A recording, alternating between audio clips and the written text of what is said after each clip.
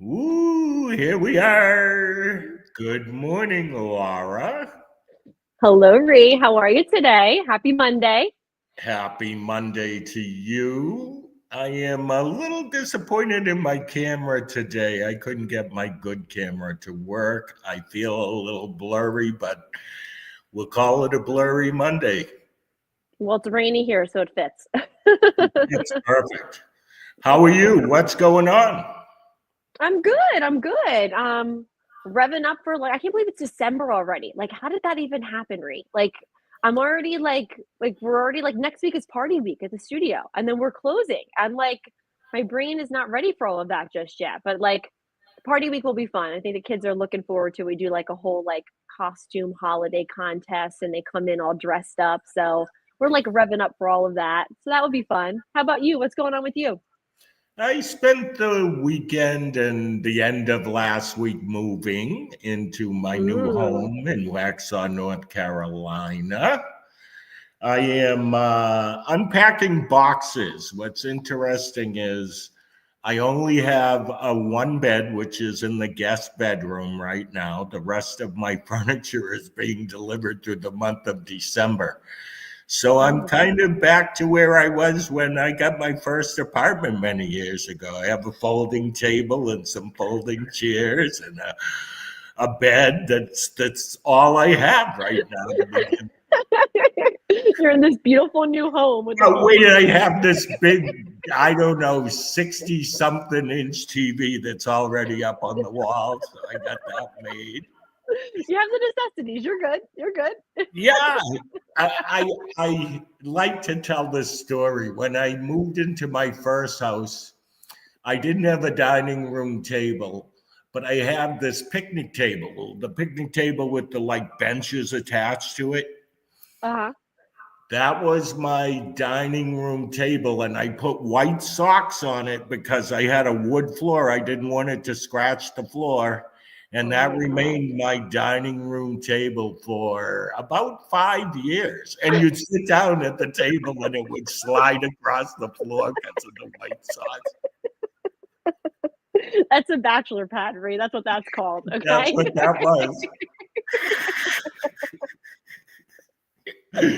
Oh, that's fun though. Needed Like picking out somebody all to of your sit stuff. down to weigh the table down so that the rest of the people could sit. That's exciting though, picking out all new stuff. And I just bought my own house in May, and that was the wait's a pain in the butt, like for the delivery and all of that. Oh, I feel like that's something that I don't know if it's still COVID related or what, but stuff is still taking for at least my big furniture. I bought two new couches, and they took a long time to come in, like weeks and weeks and weeks. And then I got lucky, and one of them shipped early, but still it took quite a long time. And I went out at least a month early when I knew I was going to get my new house. So it was a process to get all that kind of stuff. But once you get it, it feels like home. So it's yes. exciting. And I can't wait to get it. This is what I was told, though. The 4th to the 18th would be my delivery. And I passed on the Okay. 4th. So I said, this won't be bad. Then last week, at the end of the week, it says pick your delivery date, which got me excited. And the first delivery date was December 23rd. Oh, But it's oh coming, it's man. all coming together, and I won't Okay. even be here. I have to have a friend come and receive the furniture because I'm going to head home for Christmas. Home. That's what I was wondering, if people were coming to you, to your empty house, or if you were going somewhere else. I have some cousins that are coming for New Year's, so I figure I'll have some furniture for them at least. Yeah, yeah. And if Make they it don't, work. they'll understand. Yeah, it's life. You're Yeah. figuring it out. Life is good though. I can't complain. I like it here and just looking forward to a fresh start. I'm looking forward to 2025. Oh, amen. Preach, Ree. You're preaching to the choir. I don't I'm know like, how I'm our ready to sneak viewers out. feel, but 2024 was a rocky. Yeah, I don't want to say it because I'm the positive guy trying to get I'll everybody say to. it. Let's go 2025. I'm ready for you. I mean, All it right. wasn't all bad. wasn't all No. bad, but I'm ready for 2025. Me too. So ready. Yeah. So I would love for those that are viewing today to let us know who's here, where you're from. Yep. Our show today is brought to you by the Regold Company. We're passionate about everything dance education, and you can learn more at regold.com. Let's hear from you guys out there. And we're going to have a blast today with Kelly and Ashley, both studio owners, both Gold Alliance members. And I just have a good feeling about this conversation. We will be right back after this.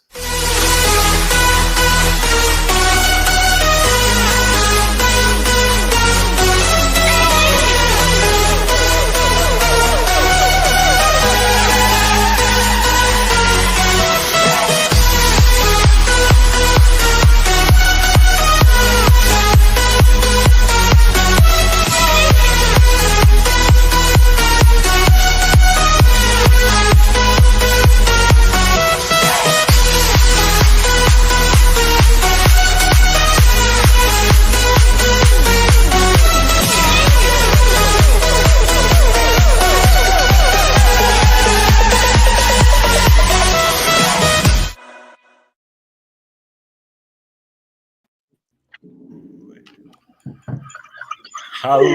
Hi. Hi. Welcome, ladies. We're excited. Thank Yes. you. I'm excited. Happy to be here. Let's start off by you two introducing yourselves to our audience. Kelly, tell everybody a little bit about you and your school. Hi, everyone. My name is Kelly. I have 3 studios on Long Island, New York. We started the first location 23 years ago in my hometown where I was living at the time, and then opened location number 2 9 years ago in the hometown that I moved to. And this past summer, I opened location number 3 just a little bit further away. So that's it. Entrepreneur and a smart one at that. Ashley, tell us a little bit. I'm located in Wilmington, Delaware, and I own the oldest studio. We were started in 1951 by my aunt, and we are the Anna Marie Dance Studio, and I love it. And yeah, we're just looking for bigger opportunities coming down the pipeline. Okay, are we leaving it at that? We sure are for today, Ray. More to come. What's it like carrying on that legacy that started in, did you say 51? Yeah, this is our 73rd year. Wow. Amazing. It's That's good. amazing. In the beginning, I would say it was a little bit of a weight to carry, but I think through the years of being an owner and building our own space, we've kind of come around, and I feel like it's a little bit more my home and not just me living in her house. So it's nice, but it's a good house to live in. Miss Judy is wishing you a good morning, ladies. Hello, Jessica and Tammy. So tell me a little bit about your thoughts when it comes to studio ownership in 2024 and what has changed. Well, how have you changed in the last few years when it comes to your businesses? I'll start with either one of you. Who's going to jump in? Go ahead, Cal. Okay. I think in the last few years, I have become much more running the business that I want to run it, the way I want to run it, how I want to run it, which is making my personal life fabulous in every way. So I have co-teachers for all of my classes, which means when my son has a hockey game, I can just say, I'm not coming in today. We're both hockey moms too. Not coming in today. My co-teacher knows how to run the class, so she's there every week with me, which gives me a lot of freedom. Especially, I have 3 young children, well, 2 in high school, 1 in elementary school, so it allows me to go and do their outside activities. My daughter has a concert next week, her chorus concert. Okay, I won't be there at work today, but my co-teachers will handle it. So it's just giving me a lot of personal freedom to do so. And being a member of the Gold Alliance has taught me a lot regarding finances. So I feel like I have a lot of financial freedom as well. It's kind of the best of both worlds. I'm riding a high, and I hope we stay up high for time to come. Only thing positive. Yes. How about you? What has changed for you, Ashley? And I would say what has changed in the business, I think, especially since COVID, is just the clientele is more fragile. The amount that an individual can take on has vastly changed, and the way that we speak to our students has developed. I'd say those are like some of the bigger overarching things. And then personally, I just think in the last couple of years, found some good confidence to, like Kelly said, we're all Gold Alliance members. So just finding the confidence to run the business that we always knew we wanted to. I think there's this stigma still that we're fighting around women and being owners. And it's kind of still fighting that stigma and building and developing the life that you actually want for yourself. So that's some of the changes, I think.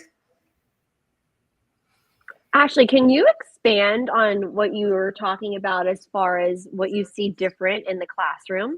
I think that's interesting because I see that as well, but I would love to hear your take on it first. Yeah, I remember getting corrected in my childhood, and sometimes they were tough, but I knew that everything was said out of love. I knew that the community I was a part of was not doing it to break me down, but to rather build me up and see my potential. My teachers always told me, you shouldn't be worried about when I'm correcting you. You should be worried when I stop correcting you, because then I don't think that you have the ability to grow. I don't know that today's children have that confidence. I feel as though anytime a correction is given, it feels like a dig. It's, we got to hit that like button. We have to heart them all the time. They're a little bit more delicate with corrections. And then we have to reinforce that it's because we believe you can do better, that you can. My cousin Sonny always does. He always tells the kids, listen, when I took biology, my biology teacher, I never expected to be a biologist, but guess what? They expected me to get an A in the class to rise to my potential for the time that I was there. And so we try to tell our kids the same thing, that like, you may not be a professional dancer, but while you're here, we're going to give you everything that we have to give you the tools that should you choose to, you're equipped. But I think that it's just that delivery of that message. The messaging is the same, but the delivery is very different these days. Yeah, okay. I agree with that. Describe that. Go just one step further and give me an example. And I know we get calls all the time from parents that will just say, oh, like, you corrected so-and-so and they felt excluded. It's hard to give a correction directly to the child. It almost seems like you always have to give overarching messages and hope that the one kid that needs it picks it up. Yep. They usually don't. That's the one that's not listening. So it's just, and I do believe that there was maybe a harshness back in the day that it benefits us to be slightly snugglier in our delivery. But I definitely know that, some of the wording or the phrasing or even just tucking your po-po is now, in a ballet class, you have to be delicate with how we say kind of everything. We have a comment here from Arnell that says, do you think it's COVID or the children are a bit more coddled? I'd say it's both. I think COVID probably did that a little bit, but I also think as our society has developed and there has been a bigger understanding and acceptance around mental health, I think that sometimes we lean too much on that. I mean, I'm somebody that has high anxiety, so I am totally understanding of it. But I think that we've almost, as a society, we've gotten to that it's okay to not be okay, which is true, but you also need to have the next step. It's okay not to be okay today, but tomorrow we have to pull up our pants and we need to move forward.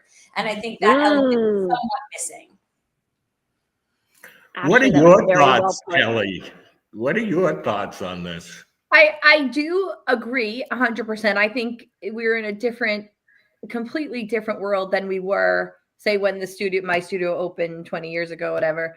I feel though, I always take to the child. So there's children who can take my harshness and there's children who can't. And I will 100% feed into that.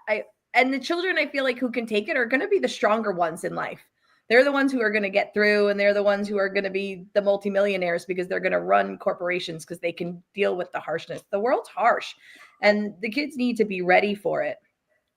I also feel there's something else I was going to say. I think that we also need to prep them a little more. I think what's happening is what we're seeing is our graduating kids are not having the work ethic that they had 10 years ago.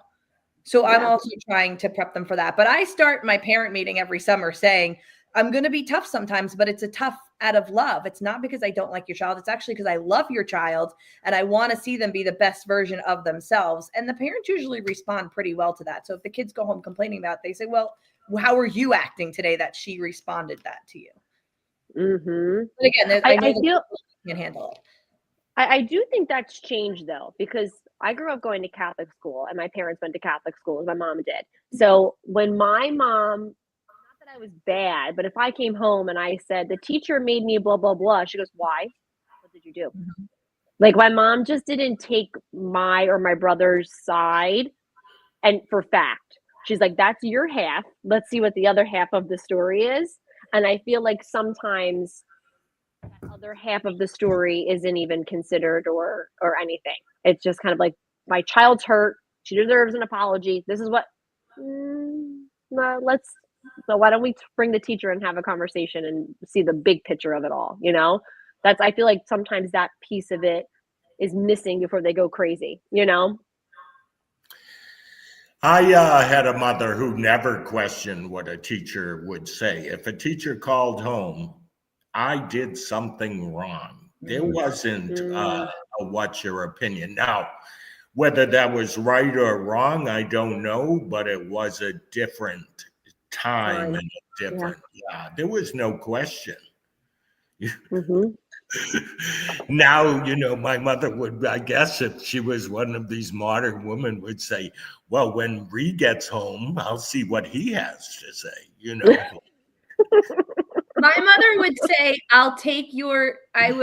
she'll listen. She would always listen to us. And she said, I will go back at that teacher, but if there's 1 ounce of this story you're telling that's untrue, you better be prepared for the repercussions. And then I have 3 siblings. All 4 of us would then confess, well, actually, this is how it went. You know, and then you fold. You're like, here are my cards. We scared of her. But it worked out good because there was probably once or twice where we did go back at her and say, no, that's not how it went down. This is how it went down. And she would go up. And my mother's old school, but she would, but 99% of the time. Well, and it's like like Kelly and I were saying, both of our sons play hockey. My son's hockey is brutal. The coaching is brutal. Mm-hmm. And I laugh because I'm like, if I had 1 ounce of the aggression and harshness that is placed on my son at my studio, I wouldn't have a business, which is fine. Like it's different and it's whatever. But I do think that I wish more parents in the dance community as a collection could understand that obviously there's exceptions, but what a great place to have your kid be challenged in a space of people who truly love them. Like we are only doing it because we love them so stinking much and because we can see the potential within them. Right. And even more so the potential than I think that they even see for themselves. Absolutely. I've been coming across kids since COVID where they pull in a little bit more. It takes more to pull it out of them. They're a little more fearful to just let it, like to improv and modern, their eyes go big. And I'm like, we do this every week now. You got to get over yourselves. We're going to improv. I'm going to put on a different song. I will give you inspiration. I'll tell you when to do accents. I'll tell you what levels, but you need to know how to just move. It can't just be I regurgitate choreography for you and you give it back to me. You also need to understand how to have your own style and your own flavor. I would say COVID, post, they're like, she's looking at me. Who the heck cares? You're a dancer. She should be. People should be looking at you. She's probably getting inspired by you. Go dance, But like that, getting over that hump with my kids and my senior modern, that was a hill for the past 2 years. And now they just know music's coming. They just start walking. They just know. Here we go. Start moving. But that was a hump to get over, truly, because they just didn't feel comfortable in that. They're a little bit more reserved, I would say. Yeah, a little more reserved, and maybe self-conscious is the word too. I think it's the self-conscious part, because I don't think they communicate verbally or communicate in person. It's all social media, and so just seeing your reaction in the flesh and have to be on the spot while seeing your reaction is unsettling to this generation. Yes. But they can put it out there, get all the hearts and likes, and know that that was a good product I put out. I've been validated, but that on the spot validation is uncomfortable. Right. Yeah, that's true. Absolutely right. Yep. And then they're like that buffer. Yeah, or cleaned up, like just go out there and just be you, rather than picking the best picture of you to put up. Yeah. With the pretty filter on it. Just be you. And I have a thought on the parent thing too, if I could share. I think sometimes parents believe they're paying us to give their kids joy. Like, they're not paying us to discipline their kids. They're not realizing that that's a part of dance. I'm going to pay this every month, so my kid is just happy for that hour.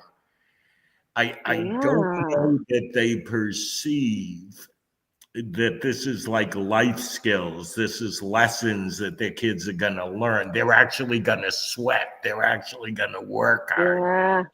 I think it's got a different perception out there that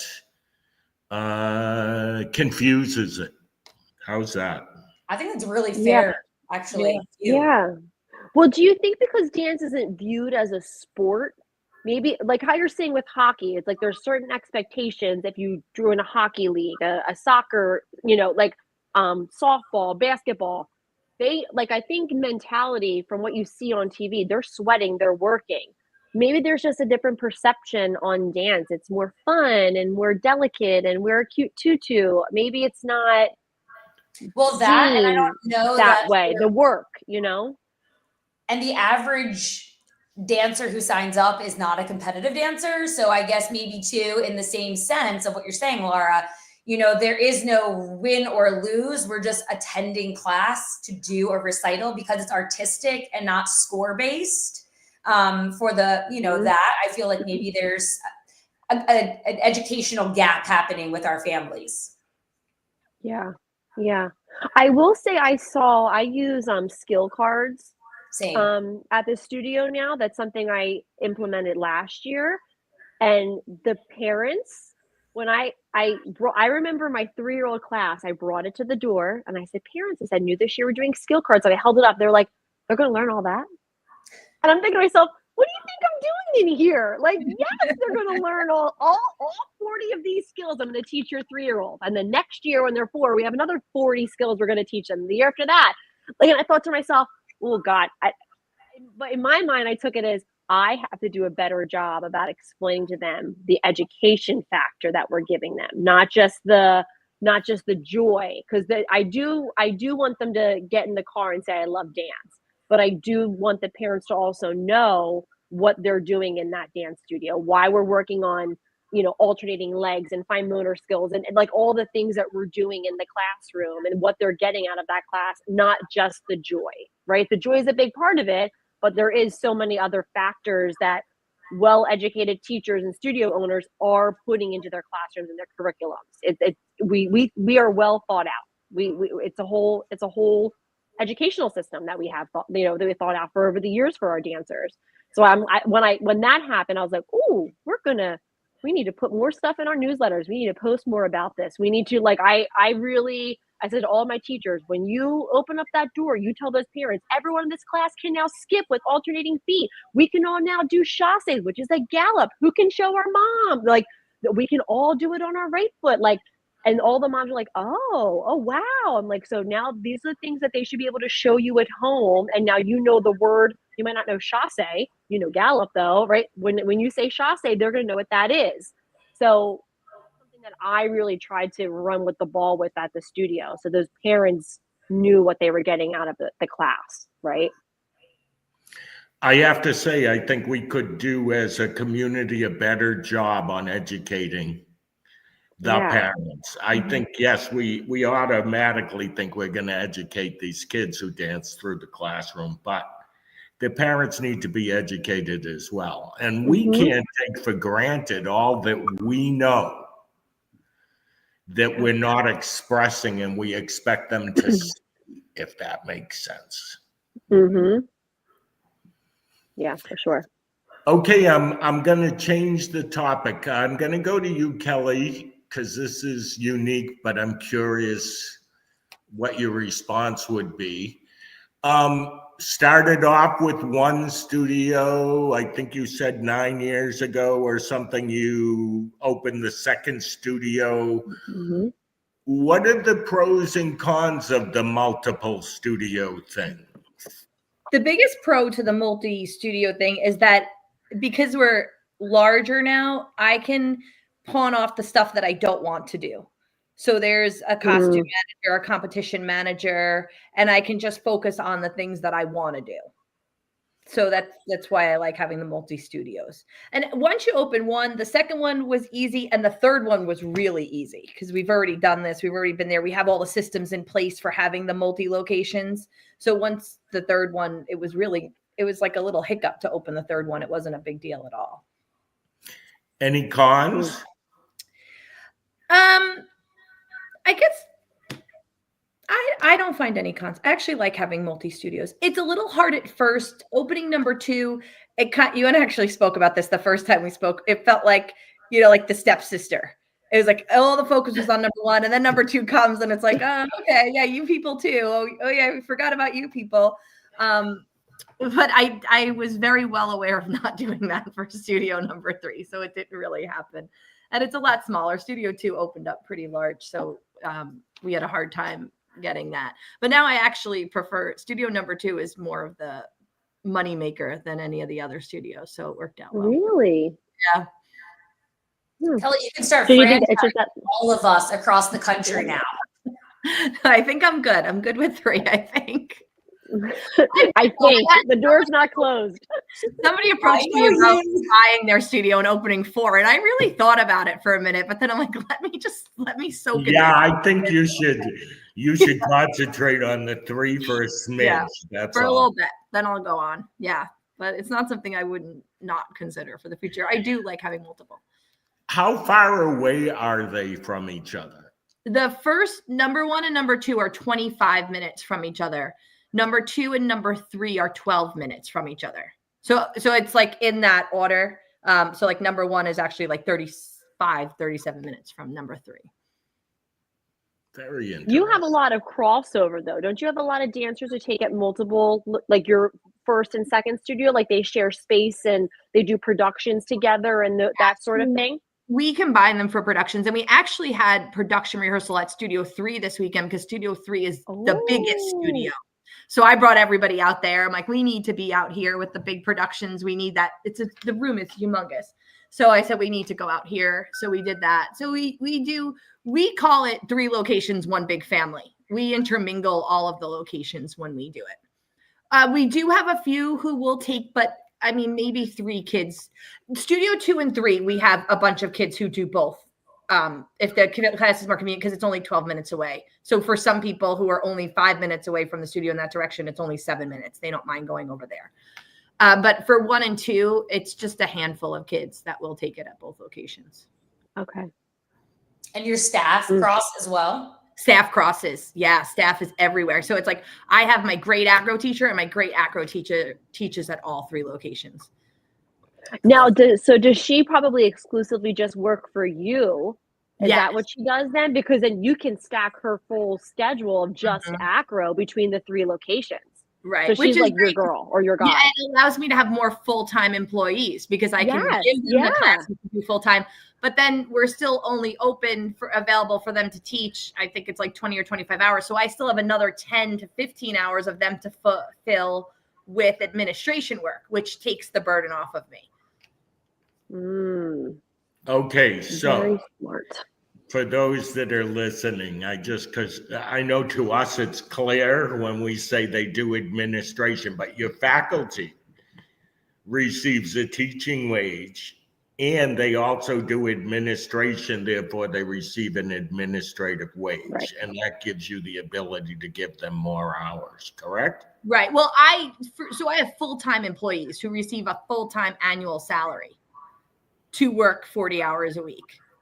And so they'll combine, that's where it's like 25 teaching and 15 admin, or some years they only want to teach 20 classes. They want to cut back teaching a little bit. And then they have 20 hours of admin work. Nice. So every year. So those are the full-time, but I do have other staff members who are not considered full-time who will teach X amount of hours a week. And then we'll do administration hours. Same. And they have 2 wages. That's awesome. How many employees? On the books, I have 20 employees. Oh my God, don't say that. It's just Sean's not watching. That's a wrap. Thank you for joining us, everybody. The opinions expressed by our guests. 20 employees. Actually, like 25 employees I have, and I have 4 full-time employees. You know, like whatever. I don't pay the little kids who like assist for. Okay, we're moving on. Yeah. Ashley. I think I could probably put them under the IRS requirements anyway. It's all good. Okay, as long as it's all good, like you said. Yeah. We're good. Kelly, we'll talk after I the told you this was going to be interesting. We knew it was going to get crazy. Ashley, I'm stumped. I don't even know what to ask you. I have 15 employees, and they bounce back and do both. So wait, you have employees that do lots of admin too? Yeah. So I have like 2 or 3. So I have like my office manager, but I have 3 other employees that are like, they teach half the time and they have like full on administrative, like, I have one that does like our tech department. So like he does all the lighting, knows what's going to happen, cuts everyone's music. He gets everything up on the calendar, anything that's tech related. And then I have one that's like kind of like my personal assistant. She's like my mini me, but she handles all of my social media and basically keeps me in line.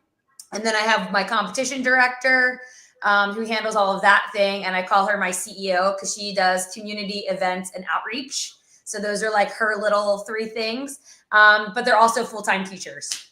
But again, same thing as Kelly. It allowed me, I remember when I first joined Gold Alliance, Ree said, you'll be successful when you stop working in your business and you can work on your business.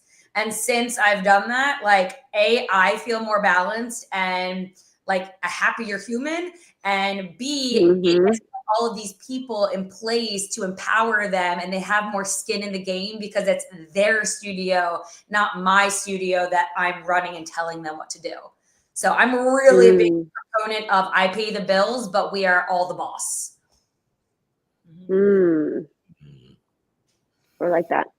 What advice might you offer someone who's watching this and thinking, how cool is it that they've hired directors who are doing all these things? What would you say to somebody who's afraid to delegate those things, who's fearful that the job won't be done as good as they can do it? That was absolutely where I entered the Gold Alliance. And I like giggle at myself now because I felt guilty delegating. It felt like it was, I didn't have the right to burden you with part of the project. It was something that I learned very personally was me and not them, because as I started to, I realized how excited they were that they felt that I trusted them. And I think it was one of our sessions, again, Gold Alliance with Peter Moore, that he said to me, why is it that you have a hard time delegating? And I was like, I just feel like I'm going to end up having to fix it and do it myself anyway. And he said, that's a you issue, because if you had the proper system and process in place, it would go just according to how you want. And I was like, yes, it would. So now I had to like step back and make sure that everything was clear. And I realized, I just think as dance educators, we expect, or at least I expect, that everyone knew telepathically what was in my head. And so I just, having to realize you have to spit out every little detail to get what you want back makes absolute sense. But that getting there almost seemed like more of a burden. But once you sit down and you really do the systems and process, like you look back and you're like, why did I wait so long? It really wasn't that bad. And now here I am actually doing what you love. So. Yep. Kelly. And I think that, I'm so, sorry. Go ahead, Ray. Go ahead. No, go ahead, Kelly. Go ahead. I think that Terry once said at one point in time too, that you have to consider you're going to get 80% of what you would have done when you delegate something. So you have to keep that in the back of your mind. There's also been things that I've given up that people have done better than I did it. And I have to accept that too. So, one of my teachers, one of my full-time employees is amazing at graphic design. So I create something on Canva and I think it's the greatest thing. And then she takes it and he does it. And I'm like, oh, it's so much better than what I just did. So believe it or not, there's people out there who have the time and will do it better than you do. They won't run your business better than you will, but they'll do the little things better than you do. So that's been a true blessing. If they don't, and you have to either take it and say, okay, like I'm fine with the way they did it. It works. It's okay. Or I sit down and say, if I don't like the way something comes back, I'll sit down and say, I didn't explain myself well, how I wanted it done. So let's work on this. And here's the reason why I want it done like this. So it helps them understand what's going on in my brain. And knock on wood, to have the not pressure of doing everything is well worth that. And I feel like too, if you want to be in the classroom still and keep teaching, I personally feel better when I know that tasks are being handled and done and not everything's on my plate. And I can walk into my classroom as a teacher on Monday nights. My classes are better. I'm a better teacher for it. When I feel less stressed about, I have to email back that parent. I have to exchange that costume. I have to make that post. I have to run this camp and I have to get the advertisement and get it on. Like when I'm able to delegate certain things, I'm a better teacher.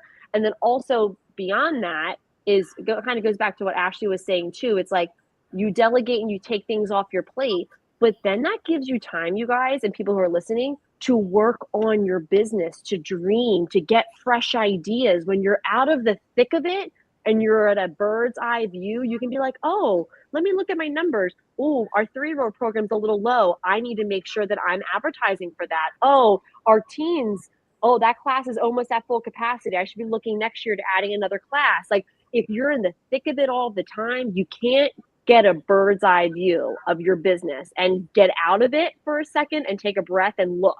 I feel like the first couple years I was open and before I was in Gold Alliance, I was in the thick of it. I couldn't delegate. I felt like I don't have the money to delegate. And I think it was probably Ree and Terry. They both said to me, like, you will make money to delegate. If you're taking something off your plate, use that 2 or 3 hours to work on something new, a new revenue stream to bring into your business. That's what you're doing. And then you don't do that every single time. You want to just go to your kid's soccer game, do that too. But use your time wisely. Don't just waste it. And I always like think about that. If I'm not going to teach that class, then what am I doing? How am I going to work on the business? Or how am I going to make up that money somewhere, bring it in somewhere else so the business is still growing, even though I'm employing more people to do more projects. There is a way to delegate and not be at a loss, I guess is what I'm trying to say, I think you hit the nail on the head in some people's minds, which is I can't afford that when it comes to giving some of this work to other people. But as you've said really well, Laura, it's like, how much is your time worth and what can you do to generate more income in the studio?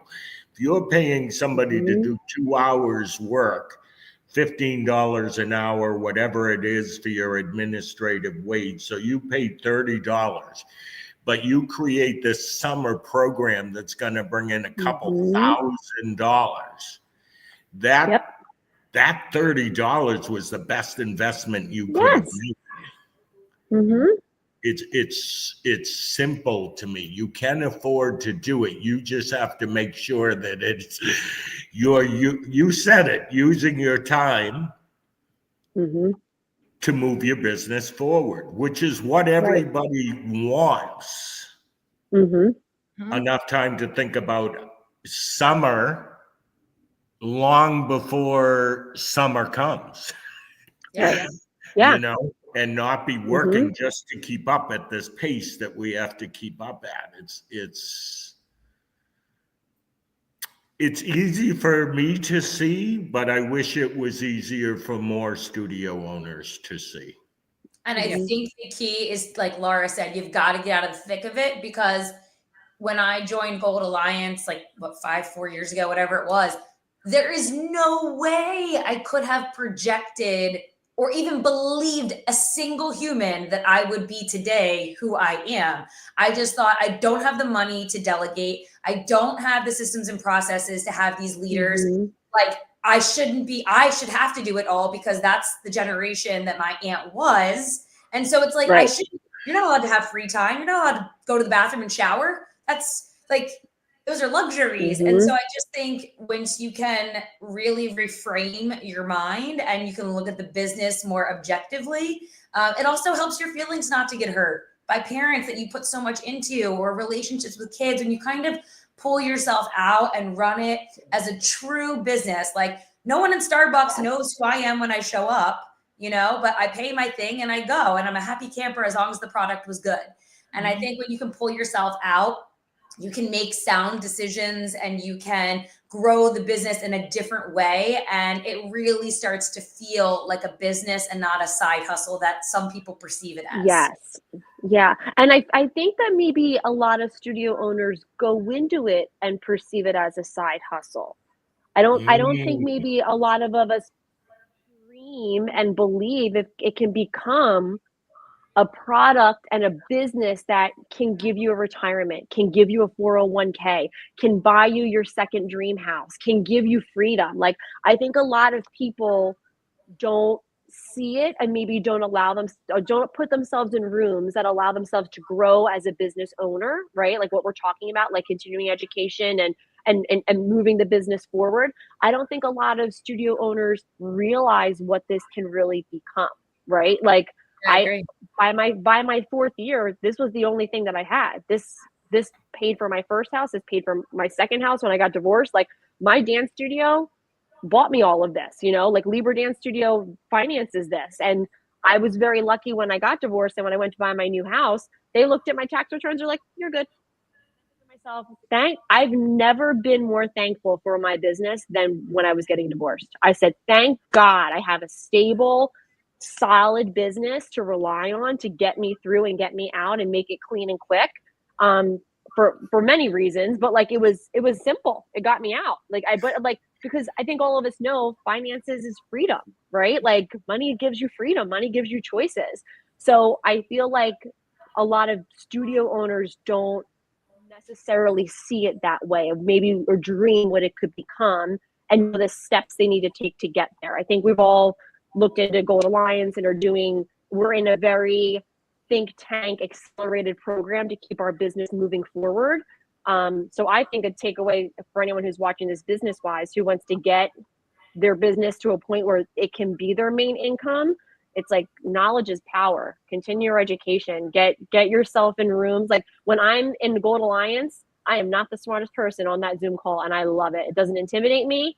I take so much from every single call. Like, I feel like when I sit there, you just soak up as much as you can. And then I look at my notebook. I'm like, how am I going to implement this? How am I going to do it? Right? Like, I love hearing what Ashley's doing, what Kelly's doing, what Tammy's doing, like what everyone's doing. Judy, like in Gold Alliance, it's like, when you put yourself in those rooms with other dreamers and other people who are like in the thick of it and in the arena, it's a different vibe. It makes you It gives you a different fire, and it makes you realize like other people are achieving it, then you can too. And I think it's really important for studio owners to think that way. That confidence element, like I remember talking to Ree and Deb Steele and being like, oh my God, I got this now. And Deb's like, you always had it. You just didn't there. And I was like, oh, so true. But like, that's it. To be with like-minded individuals that are building similar dreams, you can really get down to the nitty-gritty, because as most of us know, it's a really lonely lifestyle. You work opposite shifts. If you have children, you don't see them. If you have a spouse, you don't see them. And so, and it's, you don't really have another person. A lot of times you people, not necessarily in our area, but in the industry, you look at your neighboring studio as a competitor instead of someone who can inspire you and you can grow together. And so like I jokingly call the Gold Alliance the sorority I never had, because I was never a sorority girl, but like this is the community that has pushed me again to the woman I am now, that I would have never believed Ray if he's like, hey, we're gonna sell you this product and in 5 years you're gonna be that person. I would have never believed him. And here I am. And it was all because it was there to begin with. And it was just like, you had to find it in yourself. And that's true of anyone who's watching, you know, it's in there. You just have to believe that your business deserves it's good enough to be at that level, and believe in yourself that you too are good enough to have a thriving business. Yeah. Right. I think the best part of both the confidence and the financial freedom is that when you get the crazy parent, you can tell them this is not our culture.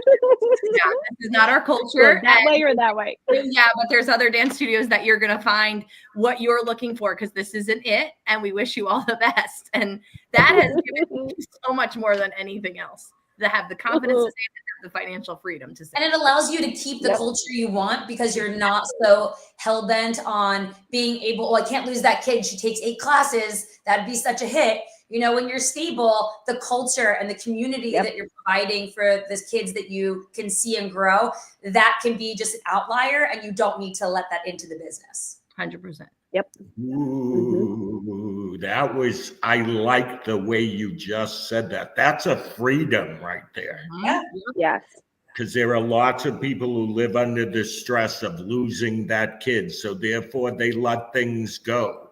I did. I remember. I did for years, not anymore though. The second someone starts in, I'm done. Yeah. And that's probably why the culture, like I have a great culture at the studio. We don't have the parents that complain, and we don't, because they just get rid of the bad apples. They're done. Yeah. And that says a lot, Kelly, because you have a very big program. You have thousands of kids. So I feel like you're a testament that like you can stick to your guns, and your business is going to just like, you know, deteriorate to nothing. It's like, what I realized too is the other parents sitting in the waiting room, they're not going to miss that complainer. They're not going to miss that gossiper. They're not going to miss the one who's causing all the issues on the junior team or senior team or petite team or mini team mom group chat. They're like, bye. Have fun at your next studio, and complaining to all their moms. Like they're not going to miss it. So overall, they'll respect us even more for not continuing to accept that in our business. Exactly. And you're attracting more of what you do want.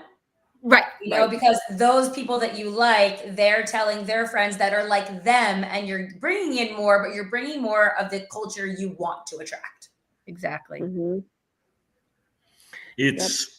I went, because I forget sometimes while we're in mid-conversation something I wanted to bring up, but I wrote down the word confidence. And why did I write that down? Because to all of our viewers, my secret, people always say, well, what is it? My secret isn't great ideas to grow your business, though there are lots of great ideas to grow your business. Mm-hmm. It's the ability to get people to believe that they can do it. And that they're worthy of it. Yes. Yes. Once that confidence is in somebody, you can't hold them back. No. It's the secret. And I've seen people flip. And I'm probably going to embarrass her because I know she's watching, but Judy Sullivan is one of I knew you were going to say that. I love it's Judy. so true. I mean, I remember like laughingly, and Judy will laugh about this. I remember when she couldn't figure out to settle on a printer in Ginger's like certification. And she is over here now just running the world unapologetically, still with love and all the things that she does. But it's so fun for all of us to see each other's growth because it's so inspiring. Like we all were there. We've all been at the bottom. I never thought I'd delegate a single thing in my life. Now I just got back from a holiday show this weekend that I had zero involvement in, and I was just a mom, and it was the coolest thing. My husband was Oh, like, yay. "Everything." My husband said, "Nothing, but you did all of this." That's why you're able to be a mom today, because you organized all of this. Right. Right. So Judy says the printer story will never die. You'll never die, Judy. Thank you. So look how confident that dog is in the background. Whose dog? Sorry, it's Pickles. I just muted the UPS guys here. It's Pickles, my dog. Okay, Pickles. Pickles. He's like 15 pounds, but he thinks he's a big guard dog. Okay. We all could use a Pickles. We all could use a pickle. I think isn't June our Pickles? June's our pickle. She's our cheerleader. She does it Our all. cheerleader. Yeah. There you Yeah, go. for us. Yeah. I wasn't sure where we were going with that one, but I'm agreeing. 100%. So before we close this out, Kelly, give some studio owners or teachers that are watching some words of wisdom as we enter 2025. The best thing I can say is have the confidence to run your business the way you want it to be run, which makes you happy. And don't define your success by the number of students you have or by the amount of money you make. Define your success about how happy you are getting out of bed every single day.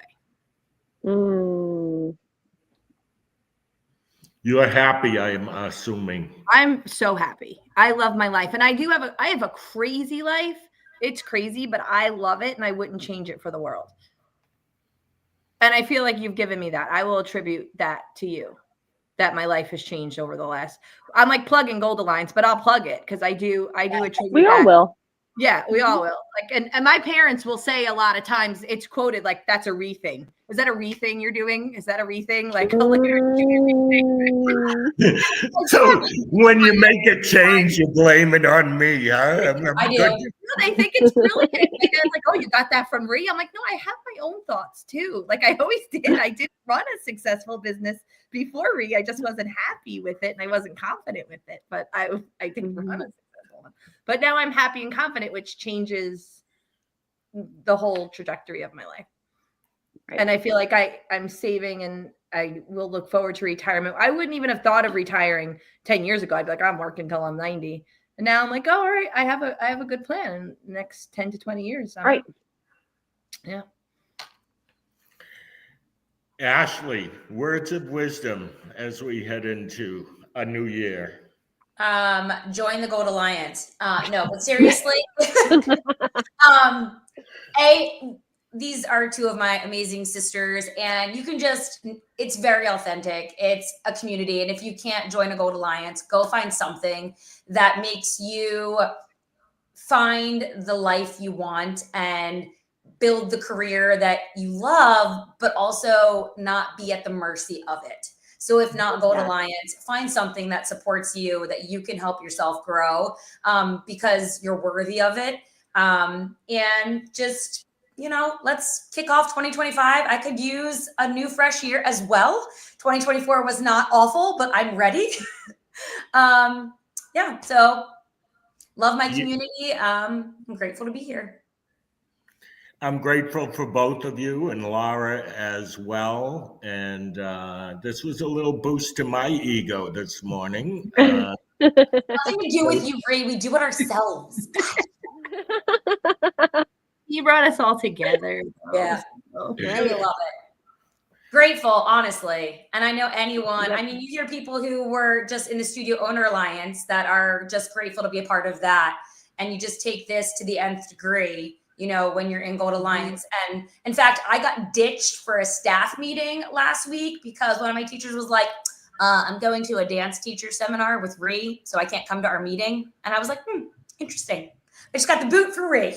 But I guess it's a good thing, because they're all getting something out of it. So like I said, if it's not Gold Alliance, find some way to find local support, because I genuinely think that's the first stepping stone to finding your own confidence and building the life that you want.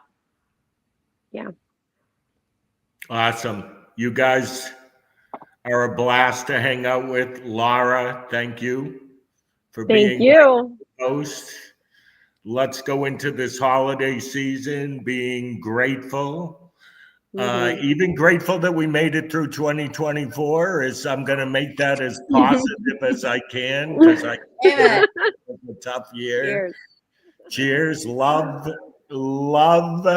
brewed daily over here.